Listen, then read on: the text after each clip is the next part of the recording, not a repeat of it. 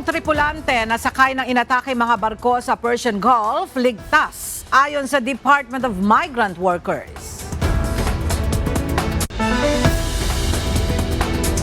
Department of Finance sinimok na pagbigyan ang hiling na pagbawas ng value-added tax o VAT sa mga apektadong sektor.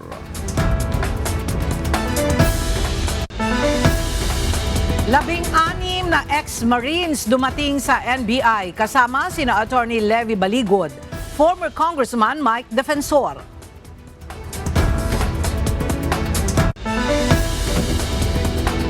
Kustodiya ni Ramil Madriaga hiniling na ilipat sa House Justice Panel.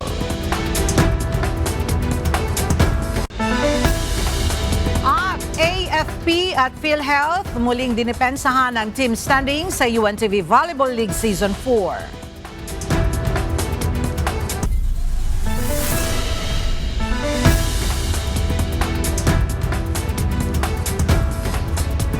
Magandang tanghali mga kasangbahay. Ngayon po ay araw ng Huwebes, March 12, 2026. Tayo po ay sabayang napapakinggan sa Radyo La Verdad 1350, ang UNTV Radio. At una sa mga balita ngayong tanghali.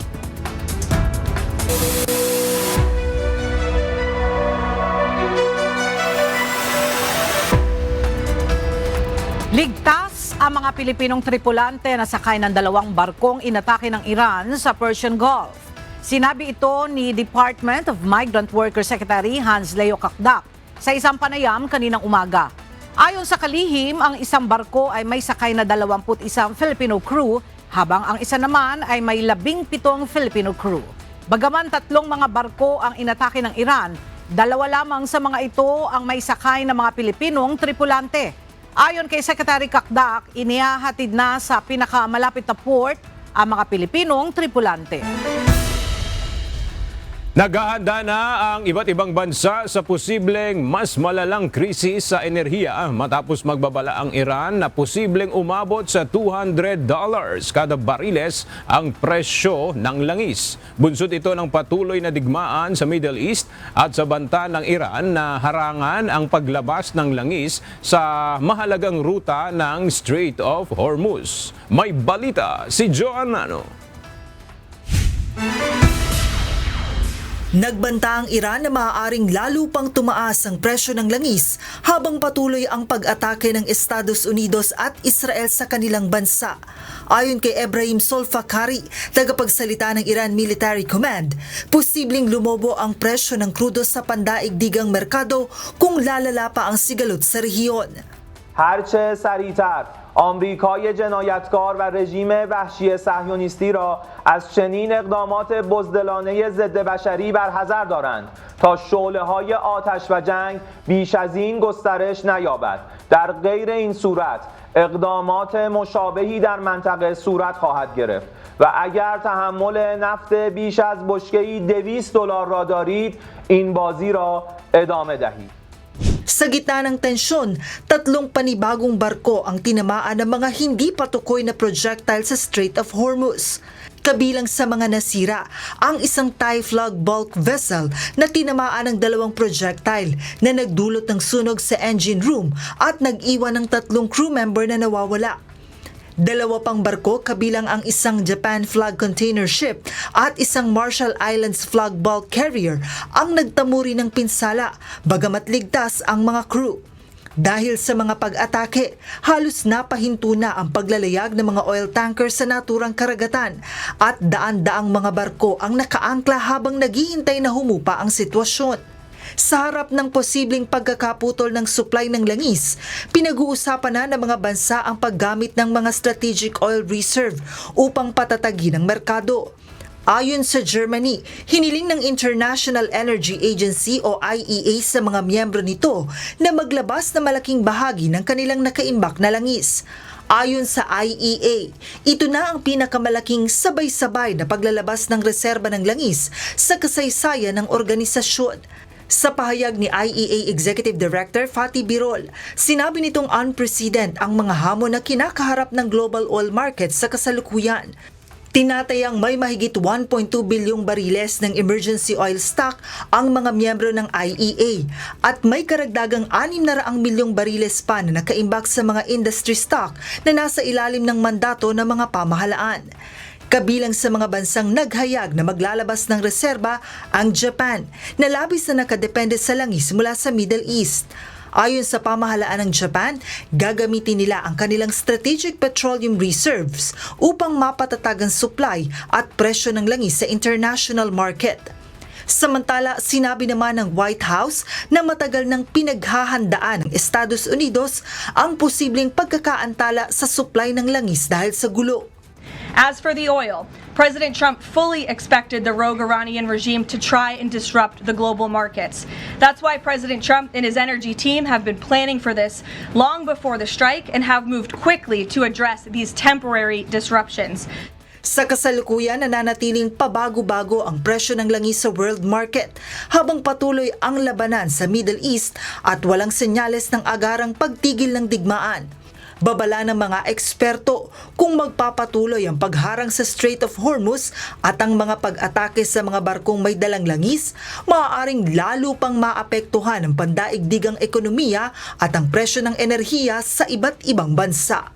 Joan Nano, UNTV News and Rescue. Diyos ang aming sandigan, serbisyo publiko ang aming pinahahalagahan.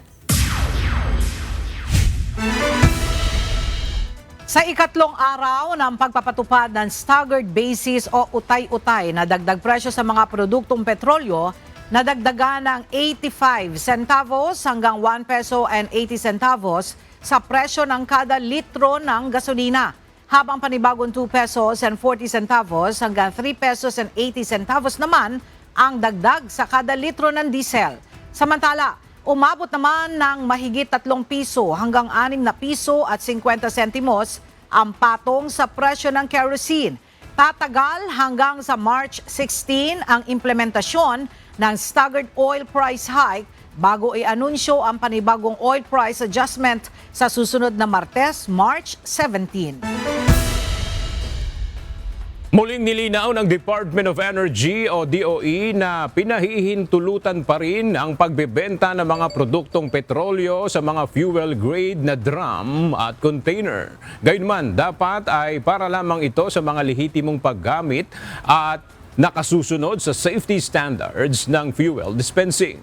Ang pagbili ng petrolyo na lagpas sa normal na binibili ng mga consumer ay dapat dumaan sa verifikasyon kung hindi lalabag sa anti-hoarding regulations. Inaabisuhan ng DOE ang mga retailer na i-assess mabuti kung tugma sa pangangailangan ng mga consumer ang binibiling petrolyo.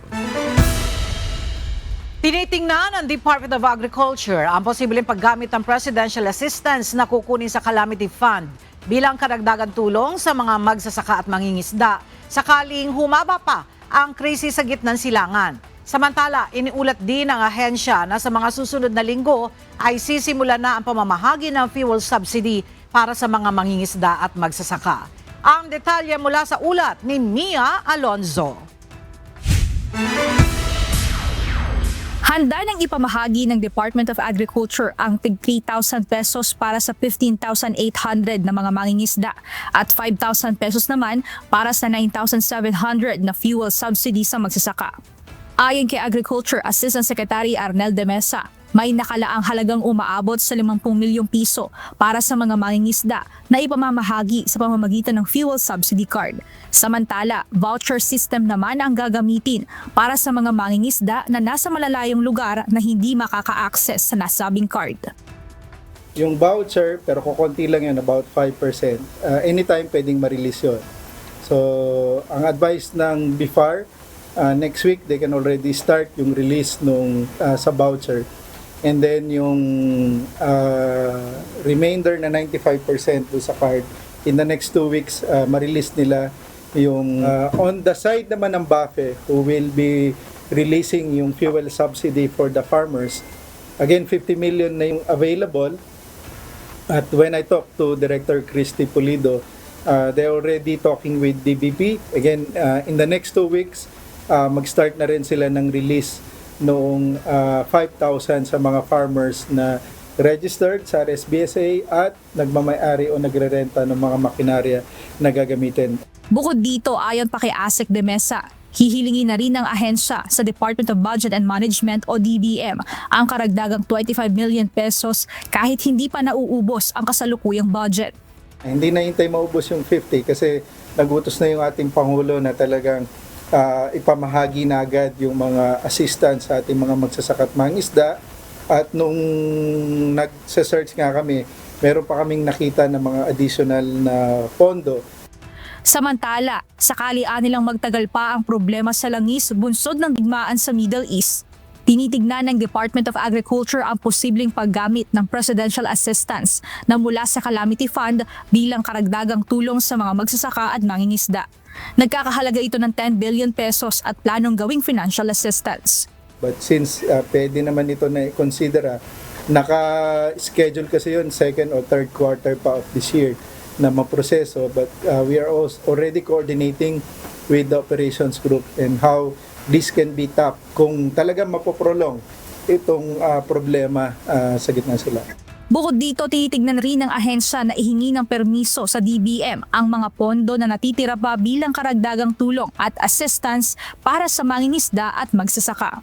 Mia Alonso, UNTV News and Rescue. Diyos ang aming sandigan, serbisyo publiko ang aming pinahahalagahan. Ikinokonsidera ngayon ng Department of Transportation ang pagbibigay ng tulong sa mga airline companies na apektado rin ng labis na pagtaas ng presyo ng langis. Samantala, magbibigay rin ang mga toll operator ng diskwento sa mga Class 3 vehicles o ang mga truck at bus na may dalang essential goods. May balita si Nel Maribohok. Ikinokonsidera ng pamahalaan na ibaba ang bayarin sa mga paliparan sa buong bansa upang hindi tumaas ang singil sa pamasahe sa eroplano, bunsod na rin ang tumataas na presyo ng produktong petrolyo. Ayon kay Transportation Department Secretary Giovanni Lopez, bahagi ito ng iniutos ni Pangulong Ferdinand Marcos Jr. na gumawa ng mga hakbang para mabawasan ang epekto ng mega fuel price hike.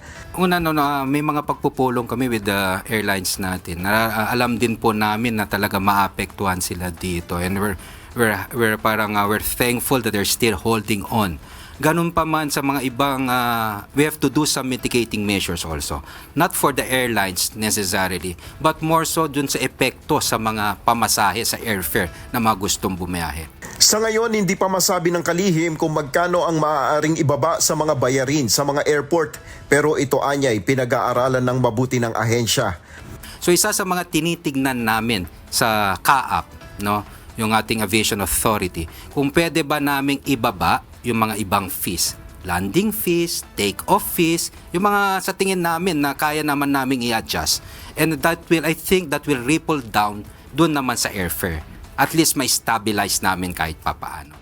Ayon sa DOTR Chief, ang mabubuong proposal ay ipipresenta sa board para maaprubahan at maaaring makapagpalabas sila ng desisyon para sa posibleng adjustment sa susunod na linggo. Samantala, inanunsyo ng DOTR na sumang-ayon ng toll operators na magbigay ng diskwento sa Class 3 vehicles o mga truck at bus na may dalang agricultural products at iba pang essential goods. So tayo naman po sa DOTR at sa TRB, gipag-usap po tayo sa mga toll operators po natin. Pagdating sa mga provincial buses natin, sa mga sinasabi natin mga trucks na that are for essential goods, agri-products, magbigay sila ng diskwento dito sa mga toll fee natin. At kami po ay nagpapasalamat sa toll operators natin na sila naman po ay sumang-ayon. Kasi we did the numbers, makakatipid sila parang sa mga bus, makakatipid sila ng mga 5 to 7 pesos. And for 100, there's 7,000 na makakatipid din. Nel Maribohok, UNTV News and Rescue. Diyos ang aming sandigan, serbisyo publiko ang aming pinahalagahan. Nakabinbin pa sa ngayon ang posibleng pagtaas sa pamasahe sa mga pampublikong transportasyon. Base sa impormasyong inilabas ng Presidential Communications Office o PCO, sa Lunes ang target na madesisyonan ang hirit na taas pasahe kasunod ng pagsirit ng presyo ng mga produktong petrolyo. Sa ngayon, ipinabalik ng Department of Transportation sa Land Transportation Franchising and Regulatory Board o LTFRB ang petisyon sa fare hike para muling pag-aralan. Inilahad ng Department of Social Welfare and Development ang proseso sa pamamahagi ng tulong pinansyal para sa mga tsuper ng pampublikong transportasyon. Partikular ito sa 5,000 pisong ayuda sa gitna ng mataas na presyo ng petrolyo. Alamin natin ang detalye sa report ni Asher Kadapan Jr. Live. Asher, ano yung kailangan ng mga tsuper ng public utility vehicles para makuha yung kanilang ayuda mula sa DSWD? Valid driver's license lang ang kailangan ng mga public utility vehicle drivers para makuha ang 5,000 pisong ayuda mula sa Department of Social Welfare and Development o DSWD.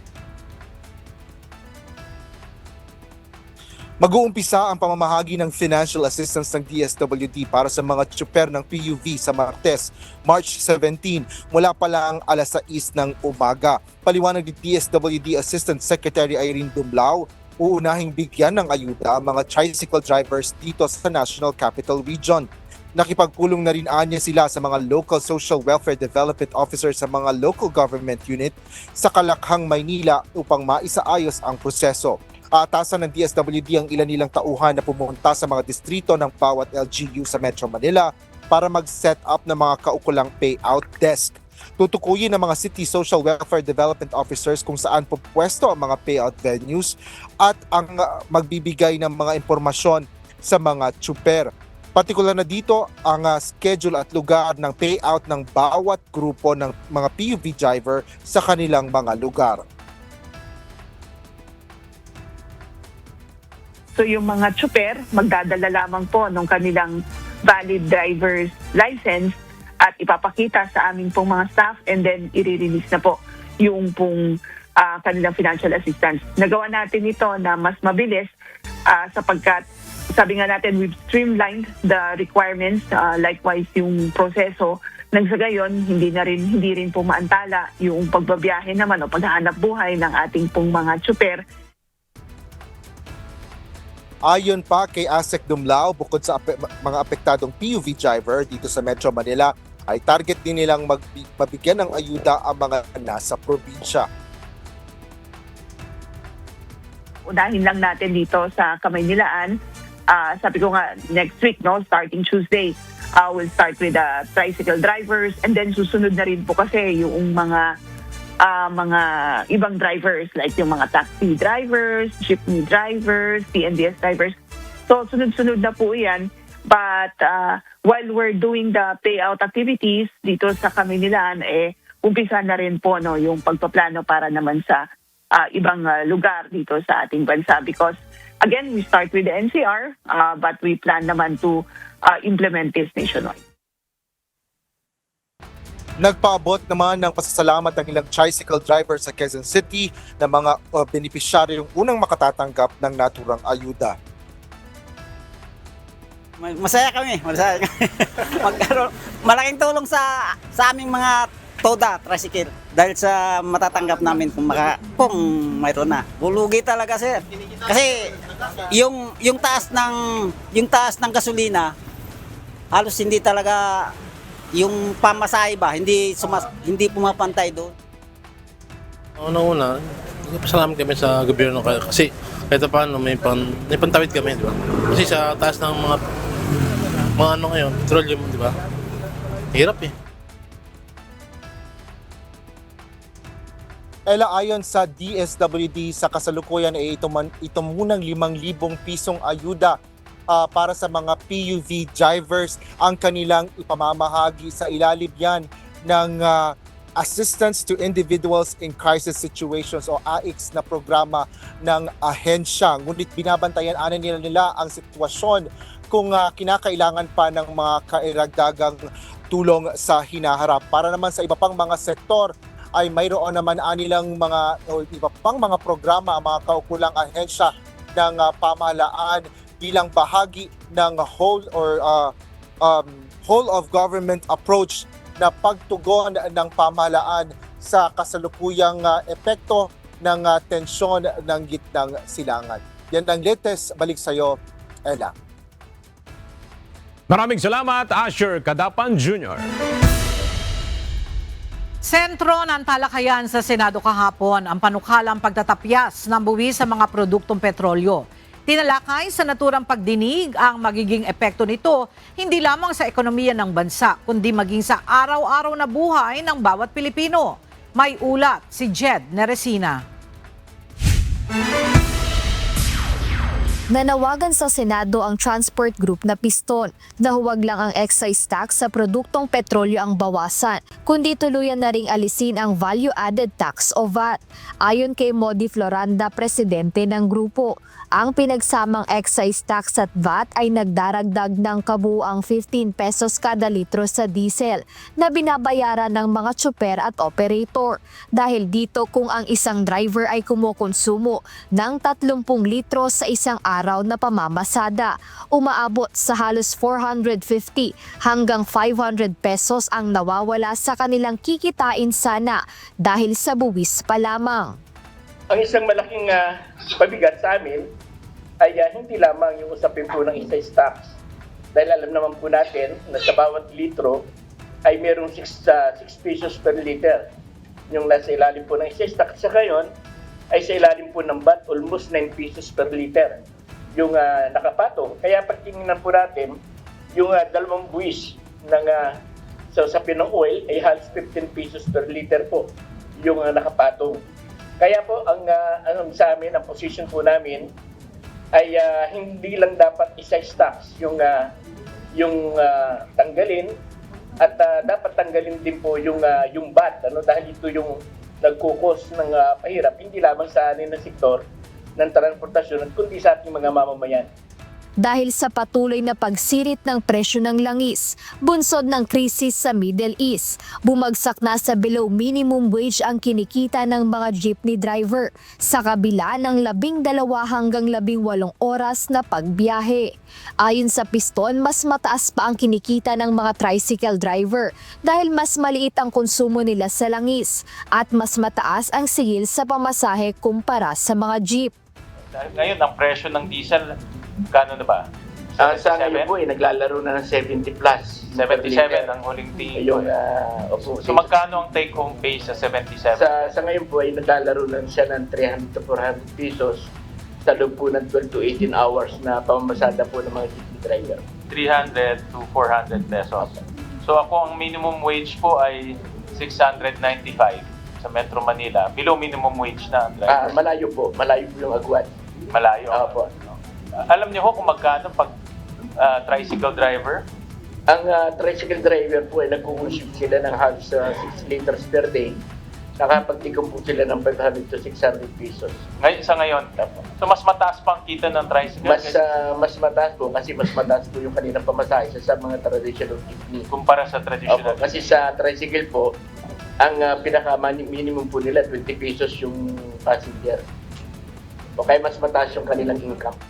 Samantala nakatanggap ng daan-daang reklamo ang Department of Energy o DOE laban sa mga abusadong gasolinahan na sinasamantala ang sitwasyon para sa sobrang taas presyo ng produktong petrolyo. Gayunman, inamin ni DOE Secretary Sharon Gary na limitado ang kanilang kapangyarihan pagdating sa pagkontrol ng presyo dahil sa umiiral na oil deregulation law. On the price, Madam Chair, yung batas talaga ng oil deregulation is really limiting our powers. We cannot submit lang sila ng presyo, hindi namin pwedeng diktahan. Basically, that's just the way it is. Right now, if as of last weekend, mga 80 plus ang report, we issued 55 show cause orders. And as of last count, I think kaninang umaga through EGOB, mga 500 plus na yung complaints about different gas stations. So the problem is some gas stations, not all, have unjustified increases. Sa kabila ng limitasyon sa batas, tiniyak ng DOE na pagpapaliwanagin nila ang mga oil retailer na mayroong unreasonable o hindi makatwirang taas presyo. Ngayong araw nakatakdang makipagpulong ang DOE sa oil companies at retailers upang talakayin ang mga naiulat na reklamo. Jed Neresina, UNTV News and Rescue. Diyos ang aming sandigan, serbisyo publiko ang aming pinahahalagahan. Hinimok ng isang senador ang Department of Finance o DOF na pagbigyan ng hiling na pagbawas ng value-added tax o VAT para sa mga maliliit na sektor. Ito ay kasunod ng sere ng oil price hike ngayong linggo. Mula sa Senado, may report si Jed Neresina live. Jed, malaki ba yung maitutulong ng VAT suspension sakaling ipatupad ito ng Department of Finance? Aga-ayon kay Senator Amy Marcos, umaaray na yung ilang mga motorista o yung mga motorista dahil sa sunod-sunod na araw na pagtaas sa presyo ng langis. Kaya kung tatanggalin o aalisin yung VAT ay agad itong mararamdaman ng mga consumer dahil isa ito sa mga direktang ipinapataw sa presyo kung saan nasa 6 pesos to 9 pesos yung inaasahang matapyas doon sa presyo ng mga produktong petrolyo. Muling iginiit ni Senator Amy Marcos ngayong araw ang kanyang panukala o ang Senate Bill No. 120 as refiled in 2025 na suspendehin ang value-added tax o VAT sa mga produktong petrolyo. Sa ilalim ng naturang panukala, layuning ibaba o pansamantalang itigil ang 12% VAT sa langis upang agad na maibsan ang pasanin ng mga consumer sa gitna ng sunod-sunod na pagtaas ng presyo nito. Kasunod nito, hinimok ni Senator Marcos ang Department of Finance o DOF na pagbigyan ang pagbabawas ng VAT para sa mga maliliit na sektor na higit na apektado ng pagtaas ng presyo ng langis tulad ng mga tsuper at operator, magsasaka, mangingisda at iba pang maliliit na kumukonsumo ng petrolyo. Binigyang diin ng senadora na dapat masigurong ang benepisyo ay direktang makararating sa mga nangangailangan sa halip na mapunta lamang sa malalaking korporasyon. Ngunit para sa DOF, ang pag-alis o suspensyon ng value-added tax ay hindi kasing simple ng pagbaba ng presyo. Sa pagdinig ng Senate Committee on Ways and Means kahapon, nabanggit nila na mayroong mga teknikal, pang-ekonomiya at pisikal na dahilan kung bakit sila nag-aalangan dito. Dahil dito, hinimok ng chairperson ng komite na si Senator Pia Cayetano ang kagawaran na magbigay ng malinaw na paliwanag sa publiko.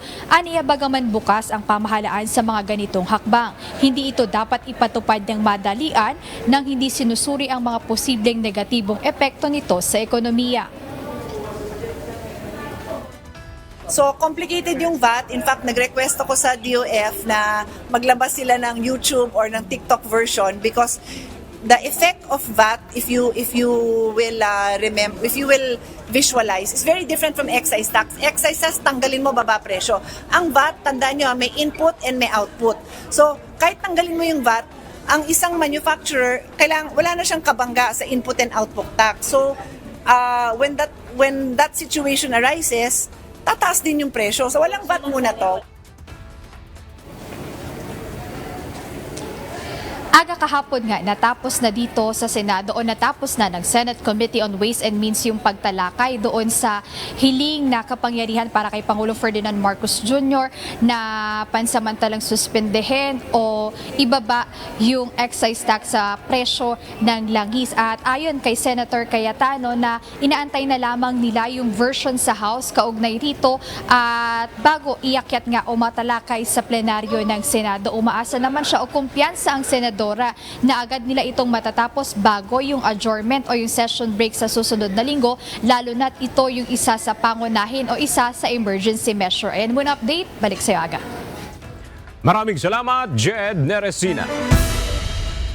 Tiniyak ni Secretary Vince Dizon na tuloy-tuloy pa rin ang mga proyekto ng Department of Public Works and Highways kahit nagpapatupad sila ng 4-day work week. Samantala, ipinatutupad naman ng Transportation Department ang pagsususpinde ng ilang biyahe at iba pa mga hakbang upang makatipid ng konsumo sa langis at enerhiya. May balita si Asher Cadapan Jr. Nagsimula ng magpatupad ng 4-day work week ang Department of Public Works and Highways o DPWH kasabay ng iba pang mga ahensya ng pamahalaan. Ito ang kinumpirma ni DPWH Secretary Vince Dizon matapos ipag-utos ito ni Pangulong Ferdinand Marcos Jr. bunsod ng problema sa mataas na presyo at supply ng mga produktong petrolyo na dulot ng tensyon sa Middle East. Sa kabila nito, nilinaw ng kalihim na hindi tumitigil ang mga konstruksyon ng mga proyekto ng DPWH. Oo, kailangan naman.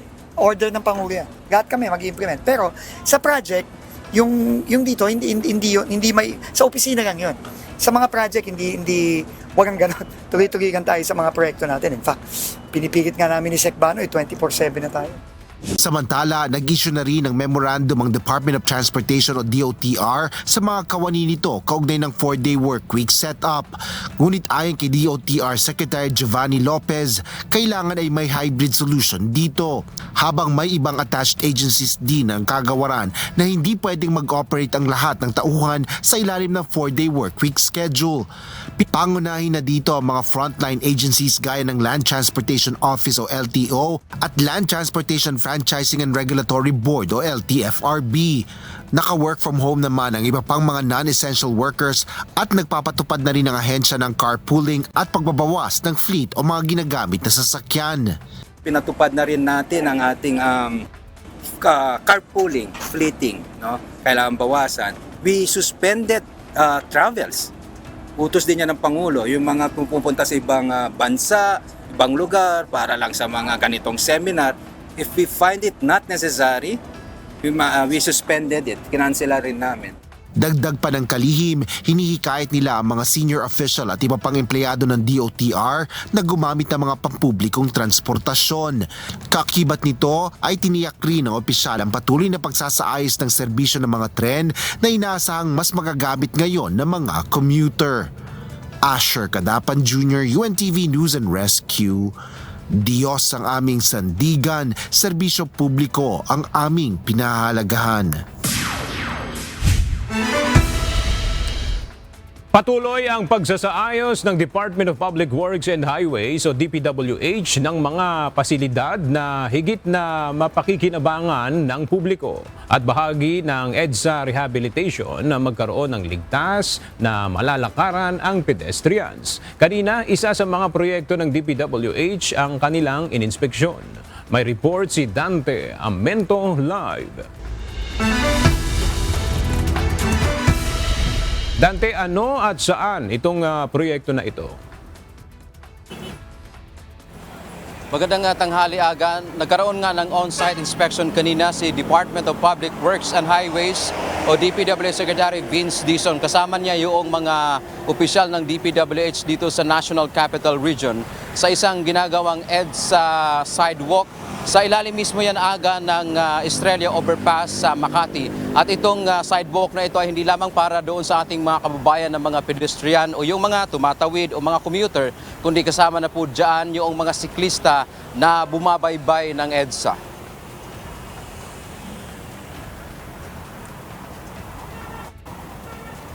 Mapanganib at maliit na espasyo para sa mga pedestrian at siklista. Ito ang kabilang sa target na masolusyonan ng nagpapatuloy na EDSA Sidewalk Project.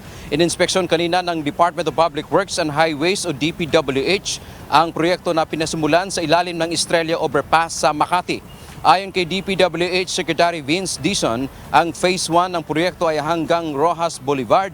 Samantala yung Phase 2 naman ay galing Orense, Makati hanggang Monumento. Dagdag pa ni Dizon, nakapattern ang sidewalk projects sa nakita nila sa ibang bansa. Malapad na ang dadaanan para sa mga pedestrian at siklista at hindi na ito sa mismong kalye ng EDSA. Malaking bagay ito kasi kung mapapansin nyo, yung mga naglalakad nating commuters, pagbaba nila sa footbridge ng Estrella, maglalakad sila sa kalye na mismo. So, agaw buhay yan kasi nandun na sila naglalakad mismo sa kalye na sa EDSA na mismo kasama ng mga motor, kasama ng mga sasakyan. So, nakakaawa talaga yung mga pedestrians at commuter. Dagdag pa ni Secretary Dizon, target nilang tapusin ang Phase 1 sa Hulyo ngayong taon. Ang proyekto ay bahagi ng EDSA rehabilitation na nagkakahalaga ng 1.2 billion pesos ang Phase 1. Ikinatuwa naman ng ating mga kababayan, lalo na yung matagal nang dumadaan sa EDSA at mga siklista ang proyekto na ito ng gobyerno. Komportable sa mga tao na dumadaan. Hindi katulad nung nakaraan kasi almost 6 years na rin ako dumadaan dito. Ngayon lang siya nagumanda ng sobra. Delikado yung dati na maraming sa sasakyan sa gilid mo lalaki. Agayon pa nga kay Secretary Dizon, bukod dito sa ginagawa ngayong sidewalk sa EDSA, ay uunahin nilang tatapusin yung mismong kalye ng EDSA at ayon pa sa kalihim, medyo mauna yung pagtatapos ng kalye. Target nila itong tapusin bago dumating daw yung panahon ng tag-ulan dito sa Pilipinas. Yan muna ang ating update mula dito sa Quezon City. Balik sa iyo, Aga. Maraming salamat, Dante Amento. Hindi umano nagtrabaho kay dating ako Bicol Party List Representative Zaldico ang 8 sa 18 dating Marines na sinasabing bagmen ng dating mambabatas. Ito ang natuklasan ng National Bureau of Investigation sa pagpapatuloy ng kanilang pagsisiyasat sa affidavit ng mga naturang ex-Marines. Kaugnay nito, posible ipatawag ng ahensya ang isang retired general na nag-recruit umano sa mahigit 100 security personnel upang magtrabaho kay dating congressman. May balita si Benedict Samson. Mas dumadami at lumalawak pa ang nasasangkot sa kaso ng 18 nagpakilalang dating miyembro ng Philippine Marine Corps. Sa mga pagsisiyasat ng National Bureau of Investigation, natuklasan nila na may isang manong retired general ang nag-recruit sa 103 security personnel para magtrabaho kay dating Congressman Zaldico. Ayon kay NBI Director Atty. Melvin Matibag, posible nila itong ipatawag para alamin kung ano ang naging partisipasyon nito. So yung 103 ni-recruit ng retired general na to. At meron po kasing mga storyang lumalabas na they're supposed to be employed for the period of 2 years pero naputol nga dahil nawala na nga si Zaldico. So these bodyguards, including yung mga retired Marines, hindi na po nakakuha ng sahod nila at nawalan ng trabaho. Ayon pa sa NBI, natuklasan din nila sa isinagawa nilang investigasyon na 8 sa 18 nagpakilalang ex-Marines ay hindi umano nagtrabaho kay Zaldico.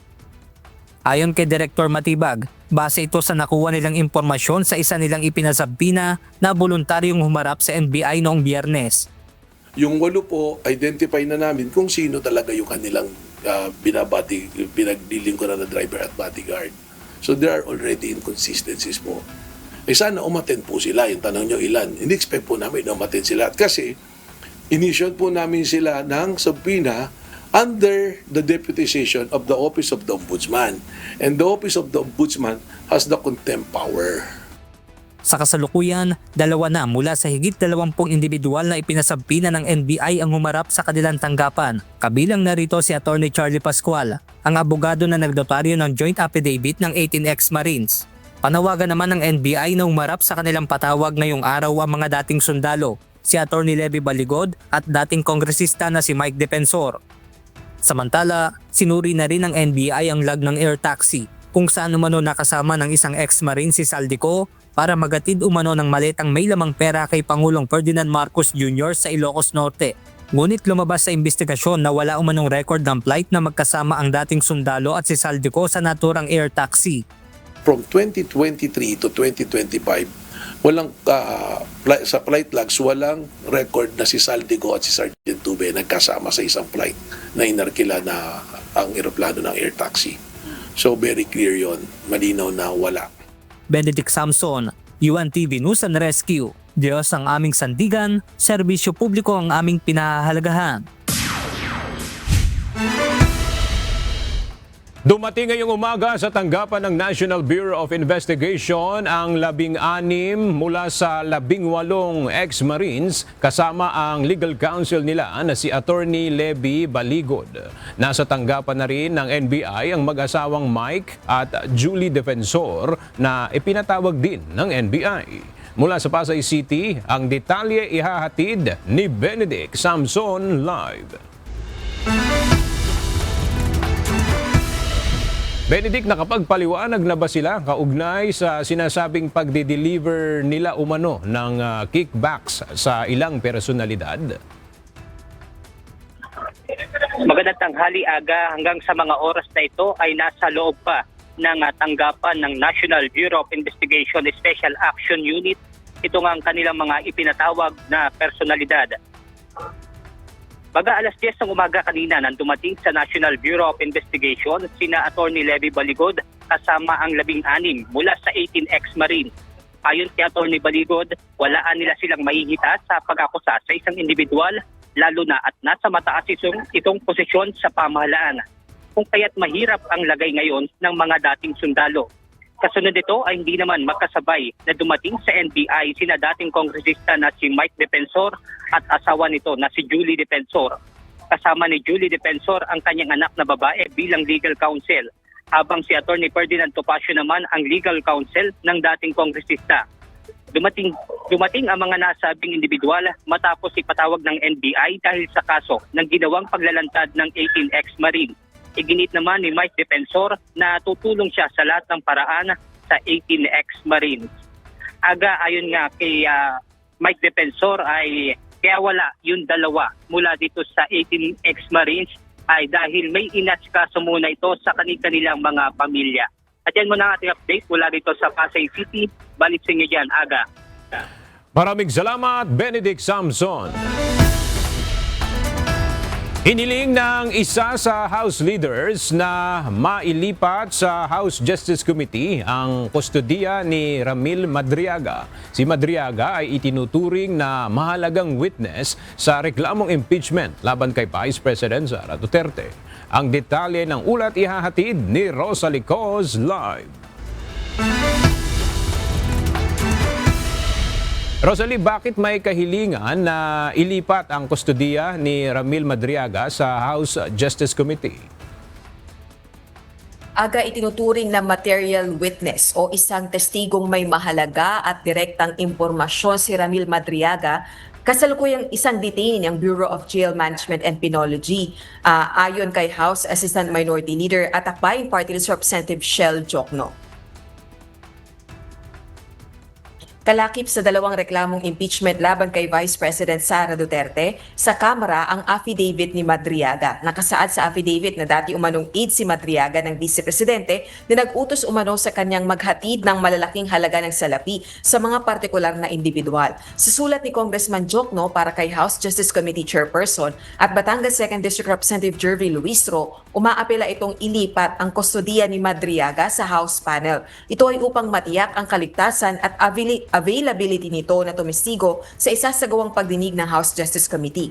Ayon sa abogado ni Madriaga na si Raymond Palad, may nagtaka umanong suhula ng kanyang kliyente ng kalahati hanggang 1 bilyong piso para wag nang tumestigo. Bukod pa ito sa umano'y banta sa seguridad ni Madriaga. Samantala, hinihiling din ni Representative Jokno na ipasapina ang Statement of Assets, Liabilities and Net Worth o SALN ni VP Duterte mula taong 2007 hanggang 2013 at 2016 hanggang 2025. Gayon din ang isang certification under oath kung may hawak o walang hawak na anumang record ang Anti-Money Laundering Council o AMLAC na sa anumang kahina-hinalang transaksyon na may kaugnayan sa Vice Presidente, kabilang na ang accounts sa ilalim ng kanyang pangalan at asawang si Attorney Mans Carpio. Samantala, Aga, sa Lunes na o March 16, yung ikasampung araw kung kailan dapat magsumite na ang kampo ni Vice President Duterte ng response o tugon doon sa dalawang impeachment complaint na inihain laban sa kanya dito sa Kamara na tinukoy na sufficient inform and substance ng House Justice Committee. Balik sa iyo, Aga. Maraming salamat, Rosalie Coz. Inihayag ng Commission on Elections o COMELEC na nagkaroon ng komplikasyon sa kaso ni Senator Rodante Marcoleta na hawak nila ngayon. Ito ay may kaugnayan sa issue ng umunoy hindi pagdedeklara ng senador sa tinanggap niyang kontribusyon noong nakaraan 2025 elections sa kanyang Statement of Contributions and Expenditures o SOSE. May balita si Dante Amento.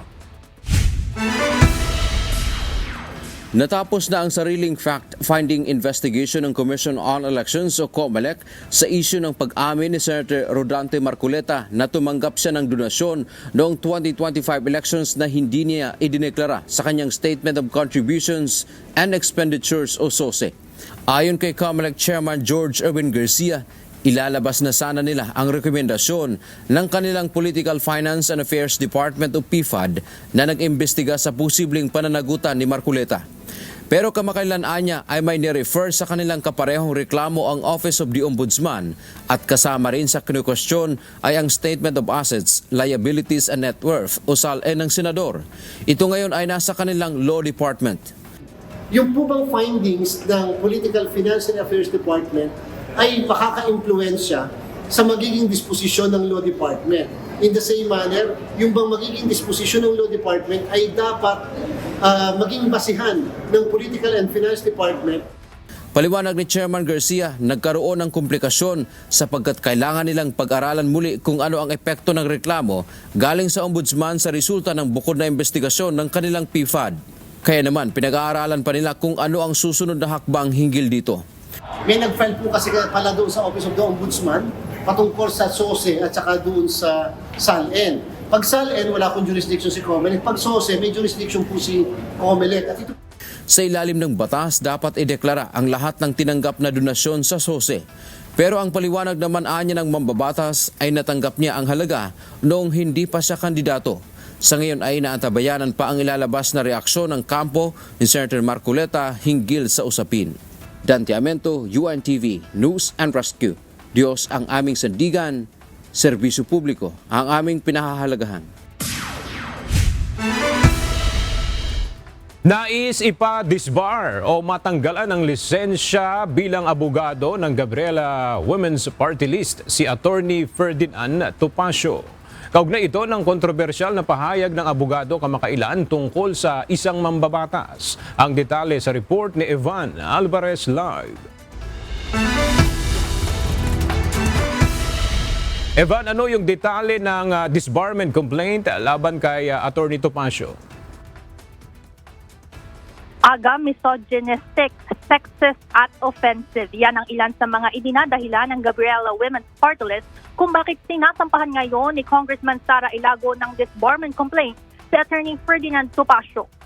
Pasado alas 12 ng tanghali nang magtungo ngayong araw sa Integrated Bar of the Philippines, Commission on Bar Discipline si Gabriela Women's Party List Representative Sara Ilago at Makabayan Coalition President Liza Masa upang ireklamo si Attorney Ferdinand Topacio. Kamakailan sa programa ng abogado, sinabi nito na pinagnasaan niya si Ilago nang minsang makita ito.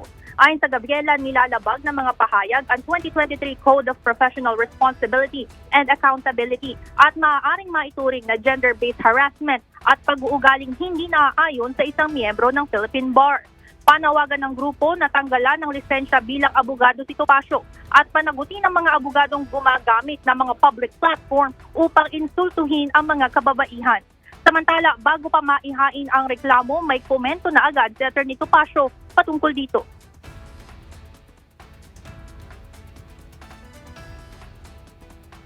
They can do what they want, I will do what I want. Ganun po ang demokrasya. Hayaan ko sila. Pero para sa akin, wala akong ginagawa na para madisbar. Anya, wala siyang nalabag na batas at sinabi pang confidential dapat ang mga reklamong disbarment at hindi dapat isinasa publiko gaya ng ginagawa ngayon ng kongresista. Kasalukuyang nasa loob ng gusali ng IBC Ilago at pinafile ang kanyang reklamo. Inaasahan natin na magpapaunlak ito ng panayam sa media matapos maisumite ang formal complaint. Yan muna ang update mula dito sa Integrated Bar of the Philippines. Balik sa inyo dyan, Aga. Maraming salamat, Evan Alvarez. Magsasagawa ng panibagong civilian mission ang Atin Ito Coalition sa West Philippines sa buwan ng Abril. Kanina, nagsagawa ng press conference ang koalisyon kasama sina Akbayan Party List Representative Chel Jokno, Percy Santana at iba pang mga kinatuwa ng iba't ibang sektor. Ang tema ng koalisyon ngayon ay Balik Pag-asa, kung saan target nilang puntahan ang Pag-asa Island. Magdadala rin ang koalisyon ng langis at food assistance sa West Philippine Sea at iba pang coastal communities. Naaresto na ng mga otoridad ang 2 Pilipinong umano'y kasabwat ng mga Chinese national na sinasabing may dala ng mahigit 800 kilo ng droga na sakay ng speedboat na sumadsad sa Occidental Mindoro. Ang detalye ay hahatid ni Ryan Lacanlale live. Ryan, ano yung partisipasyon ng 2 Pilipinong ito sa kaso ng nadiskubring droga? Ayon sa mga otoridad, i-rescue sana ng dalawang Pilipino ang 2 Chinese national na sakay ng nasirang speedboat, kaya nandoon sila sa lugar.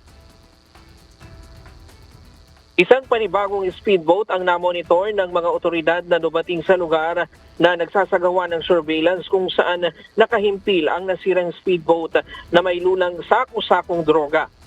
Kaya minonitor ito ng mga otoridad. Alas 7 ng umaga kahapon nang nahuli ang 2 Pinoy bago maaresto ang 2 dayuhang Chinese. Paliwanag ng mga Pilipino, inutusan lamang sila ng isang individual mula sa Batangas para sunduin ang mga dayuhan. Ayon sa Philippine Army, ito ang may-ari ng speedboat na ginamit ng mga Chinese.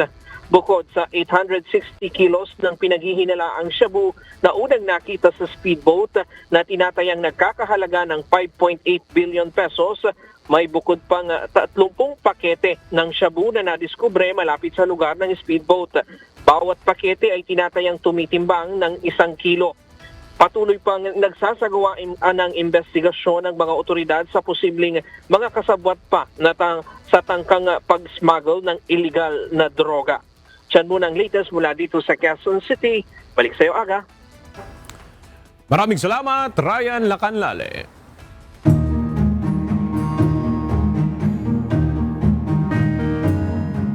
Pinag-iisipan na ng transport sector sa Iloilo City na bawasan ang kanilang mga biyahe kung patuloy pang tataas ang presyo ng langis. Panawagan din nila sa Land Transportation Franchising and Regulatory Board o LTFRB pahintulutan ang provisional fare hike para makabawi sila sa kita.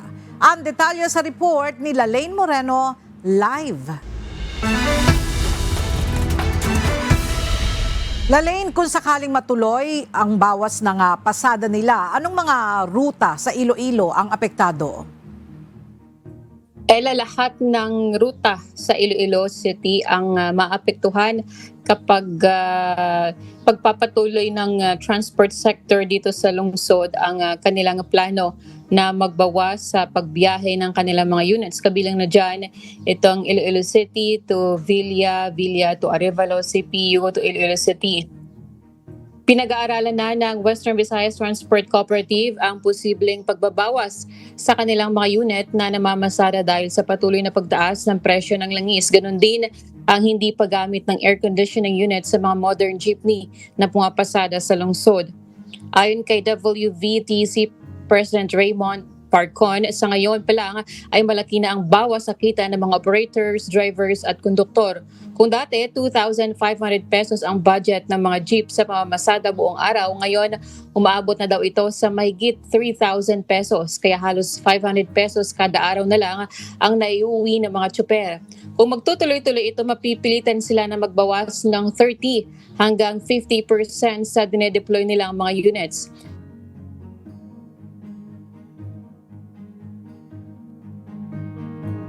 Bagamat magbibigay ng 5,000 pesos fuel first, hanggang 2 araw na lamang ito. Kaya isa sa panawagan nila ngayon sa Land Transportation Franchising and Regulatory Board na payagan ang provisional fare hike na 5 pesos sa bawat 4 na kilometro o mula 15 pesos ay magiging 20 pesos ang pamasahe sa modern jeepney. Yan man ating latest mula rito sa Iloilo. Balik sa iyo, Ella. Maraming salamat, Lane Moreno. May nakaamba na ring pagtaas sa presyo ng Highland vegetables mula sa Benguet dahil sa epekto ng pagtaas ng presyo ng langis. Ang detalye ay hatid ni Grace Doctolero live. Grace, ano yung sitwasyon ngayon ng presyo at supply ng gulay sa La Trinidad Vegetable Trading Post? Yes, ayon sa mga trader at magsasaka sa La Trinidad Vegetable Trading Post, mas lumalaki na ang gasto sa pagbiyahe ng mga gulay papunta sa iba't ibang palengke sa bansa na sa pagtaas ng presyo ng diesel. Sinasabi ng mga trucker at buyer na kapag tumaas ang delivery cost, posibleng maapektuhan din ang galaw ng presyo ng mga gulay na dinadala mula sa Benguet. Ayon sa mga magsasaka, malaking bahagi ng kanilang gastos ang transportation ng ani mula sa mga sakahan papunta sa trading post at pagbiyahe nito papuntang Maynila at iba pang lugar. Dahil sa pagtaas ng presyo ng langis, posibleng madagdagan ang singil sa delivery ng mga gulay na dinadala ng mga truck na bumabiyahe araw-araw mula Benguet. Sinasabi naman ng ilang buyers na kapag patuloy na tumaas ang gasto sa biyahe, posibleng maipasa ito sa presyo ng mga gulay sa mga palengke. Nasa 12 hanggang 15 pesos ang repolyo. Ang carrots ay umaabot sa 80 hanggang 110 pesos kada kilo. Ang sayote naman ay nasa 7 hanggang 8 pesos. Samantala ang patatas ay nasa 40 pesos hanggang 48 pesos. Umaabot din sa 55 hanggang 65 pesos ang onion leeks, habang ang celery ay nasa 20 hanggang 30 pesos kada kilo. Pero ayon sa mga trader, posibleng magbago ang mga presyong ito depende sa supply, panahon at gasto sa transportasyon ng mga gulay. Sa presyo ngayon, okay lang naman yung presyo kasi parang parehas lang. Kaso, ang problema, pagpunta ng mga farmer dito sa trading post, siyempre yung pagtaas ng gasolina, dagdag konsumo yun sa kanila. Sa trackings pa lang, dati ang trackings 5 pesos papunta ng Bicol yan. Ngayon, nadagdagan ng 3 pesos, ngayon 8 pesos na ngayon. So, malaking bagay yon sa mga mamimili. Yung 3 pesos na may dagdag sa trackings, malaking bagay yun sa mga mamimili. Malulungkit kaming mga farmer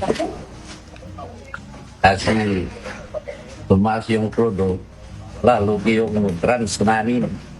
Paghapot pa garbid, malayo pa. Dapat mabauli ang crudo para may pagbili ng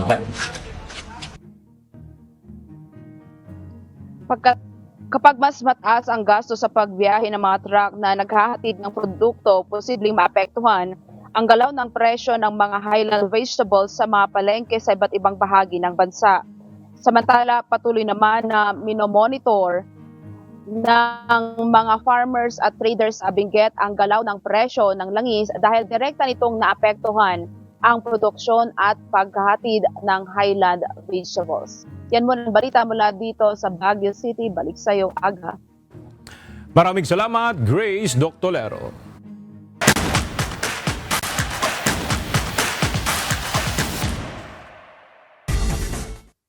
Sa pagpapatuloy ng tumitinding tagisan sa UNTV Volleyball League Season 4, matagumpay na nakuha ng Pag-ibig Fund Ladies Masher ang kanilang unang panalo kontra MMDA Ladies Spikers sa game kahapon.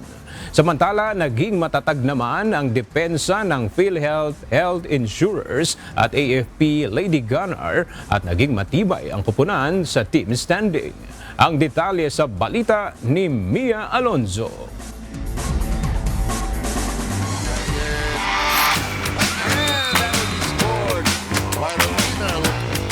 Sa first game, naging mainit at puno ng momentum swing ang naging tagisan ng PhilHealth Health Insurers kontra NHA Home Masters matapos umabot sa ikalawang set ang kanilang laban kahapon. Matibay ang naging simula ng PhilHealth matapos dominahin ang unang dalawang set sa score na 25-15 at 25-21 dahil sa kanilang organisadong depensa at mabilis na opensiba. Subalit sa third set, umarangkada ang momentum sa panig ng NHA Home Masters at nagpakita ng matinding resiliency upang makuha ng magkasunod ang third at fourth set sa score na 25-21 at 25-23 na naghatid sa dalawang koponan sa deciding fifth set. Sa pagpapatuloy ng laro, agad namang naibalik ng PhilHealth ang kanilang momentum sa game. Mula sa kanilang composure at malinis na execution sa deciding fifth set, wagi ang koponan at agad tinuldukan sa score na 15-6 ang kanilang ikatlong panalo. Teamwork pa rin. Tsaka yun nga, binubuo pa rin namin yung teamwork ng bawat isa.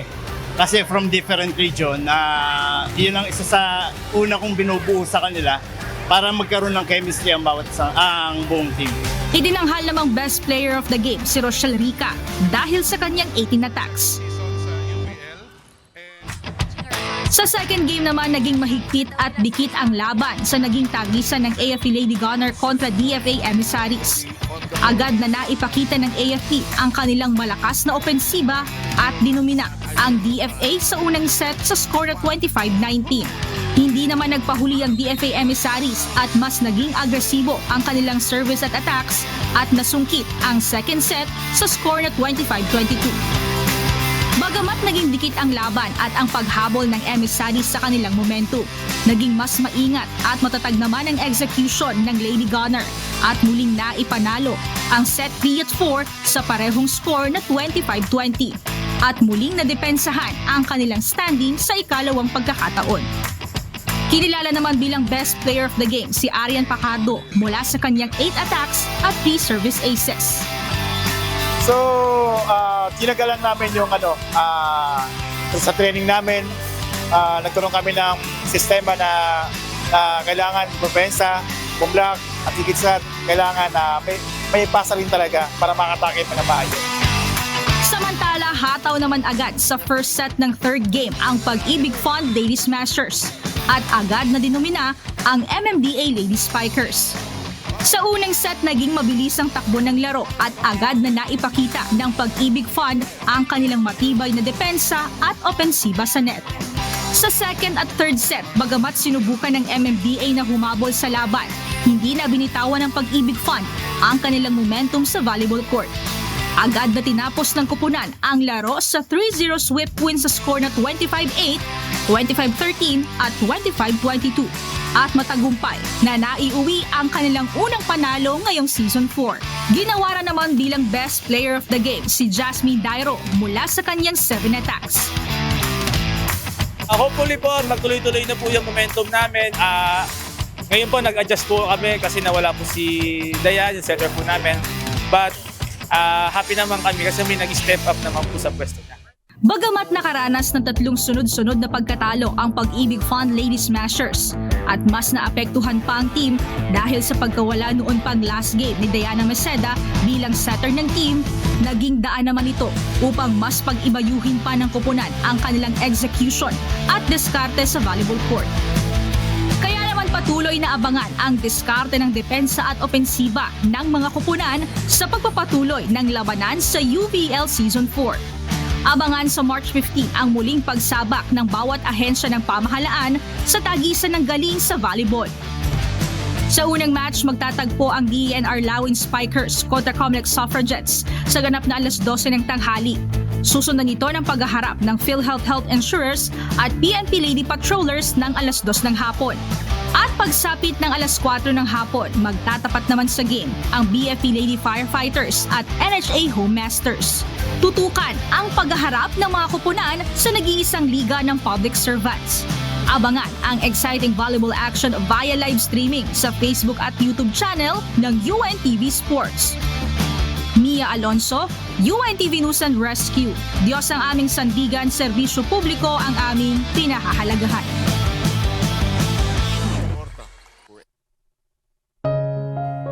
At sa ating pong iiwang mga salita ng Diyos na ating sandigan mula sa Aklat ng Santiago, Kapitulo 4, versikulo 10, na nagsasabi, "Mangagpakababa kayo sa paningin ng Panginoon at Kanyang itataas kayo." Hatian ang mga balitang aming tinutukan at inaksyonan dahil sa aming pagbabalita, una ang pagkalinga sa kapwa. UNTV CE News, may balita saan mang panig na ang daigdig. At dito sa UNTV, Diyos ang aming sandigan, serbisyo publiko ang aming pinahalagahan. Magandang tanghali.